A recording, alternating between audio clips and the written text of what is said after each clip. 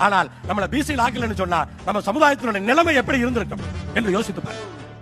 இன்றைக்கு இத்தனை ஆண்டுகள் கழித்து நம்முடைய சென்னை சட்டமன்றத்திலே நம்முடைய சமுதாயத்திற்கு 10% தனி உள் ஒதுக்கீடு வேண்டும் என்ற கோரிக்கையை நாம் இன்றைக்கு வைத்திருக்கிறோம்.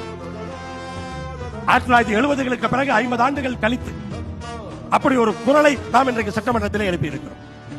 இந்த சங்கம் இல்லை என்று சொன்னால் சென்னையில கிண்டியிலே தீரன் சின்னமலை சிலை கிடையாது. இன்றைக்கு சிலை. இந்த சங்கம் இல்லை என்று சொன்னால் அந்த சிலைக்கு மரியாதை கிடையாது. தீரன் சின்னமலை சிலைக்கு மரியாதை கிடையாது. எங்களுக்கு தெரியும், கொங்கு நண்பர்களுடைய சங்கத்தின் மூலமாகத்தான் சிலை வைக்கப்பட்டது. அதே போல சிலைக்கு முதலமைச்சரிலிருந்து வந்து மரியாதை செலுத்துகிறார்கள் என்று சொன்னால் அது சென்னை கொங்கு நண்பர்கள் சங்கத்தினுடைய சாதனை. சமூக சேவை விருது வழங்கப்பட இருக்கின்றது. திரு எஸ். சூரியமூர்த்தி அவர்களை அன்போடு நினைக்கின்றோம். வழங்குவதற்காக திரு ஈஆர் ஈஸ்வரன் சட்டமன்ற உறுப்பினர் திருச்செங்கோடு அவர்களையும் அன்போடு நினைக்கின்றோம். நாமக்கல் பாராளுமன்ற உறுப்பினர் திரு மாதேஸ்வரன் அவர்களையும் அன்போடு நினைக்கின்றோம். கொங்கு வெள்ளாள காந்த பேரவைத் தலைவர் திருச்சி தேவராஜன் அவர்களையும் அன்போடு அழைக்கின்றோம். டாக்டர் திரு பிரகதீஸ்வரன் அவர்களையும் அன்போடு அழைக்கின்றோம்.